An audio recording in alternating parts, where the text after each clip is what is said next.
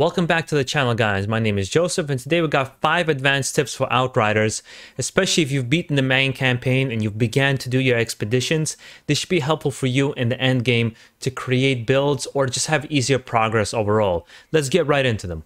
Tip number 1, as you're progressing through the game, you're gonna want to have armor and weapons with mods that you prefer in combination that's gonna work. Sometimes actually looking at your blue items and seeing ones with favorable attributes and favorable starting mod is the best way to get what you want. You might get your purples that just don't have the combinations you might want, so it's like, okay, I'm gonna grab an item and I'm gonna improve its rarity, which will give you the option to pick one of 3 mods that particularly can be useful. And sometimes it could be just the mod you're looking for. Let's say I'm looking for this shotgun mod to make my shotgun damage just a little bit more.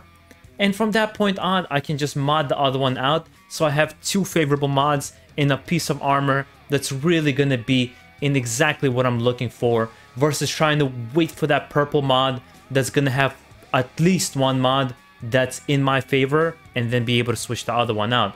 Sometimes this is the better option, and you could do this early on to give yourself a better gear advantage. Tip number 2. As you're progressing through the game, obviously there's various ways to farm titanium, and of course that's very useful for you to be able to upgrade your gear.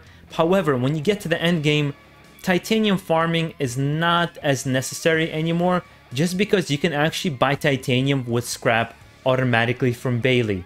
And she's gonna have it right here. A lot of people actually miss this part, but you're able to buy it if you need to. Of course, the question arises, well, how the hell am I gonna get enough money to be able to buy this titanium?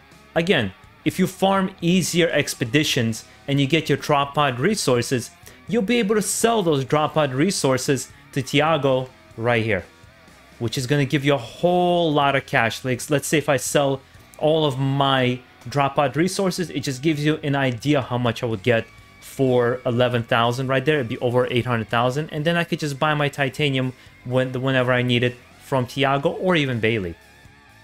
Tip number 3. Let's say you have a piece of gear that you upgraded all its attributes all the way to the top, and now you got to a point where actually it's pretty useless and you don't need it anymore.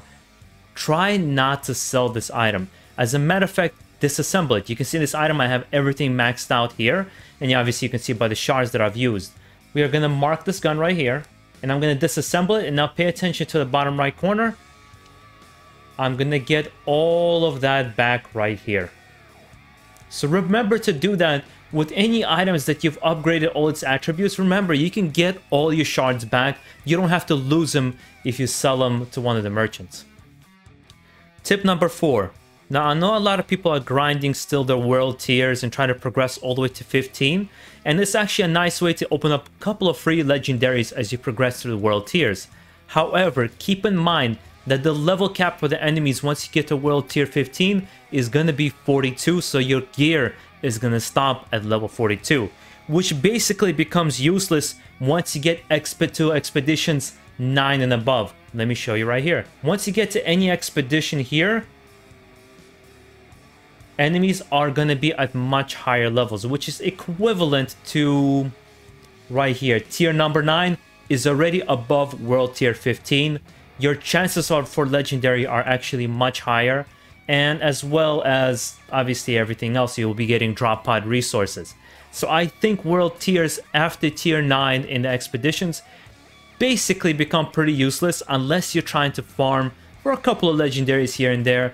But I've had better luck actually doing lower level expeditions and getting my legendaries rather than doing world tiers and grinding out bosses or grinding out the same 2-hour quests, which sometimes might give me a legendary which will be worthwhile, but then remember, I have to upgrade it all the way to my current level of 48, which is quite a lot of resources. So I think it's a much better thing to just take one of the easier tier expeditions, grind it as much as you can, and even if you don't get the legendary, you'll get enough drop out resources, especially that's, you know, tier 10, 11 and 12, you'll get so many more resources in drop pod, you'll just be able to buy some legendaries from Tiago straight up. Tip number 5. You're probably still struggling with your build and you're trying to create something that's going to be very strong and worthwhile. Well, you probably already have the resources. If you're like me, who's been collecting every possible mod in the collection that you can get.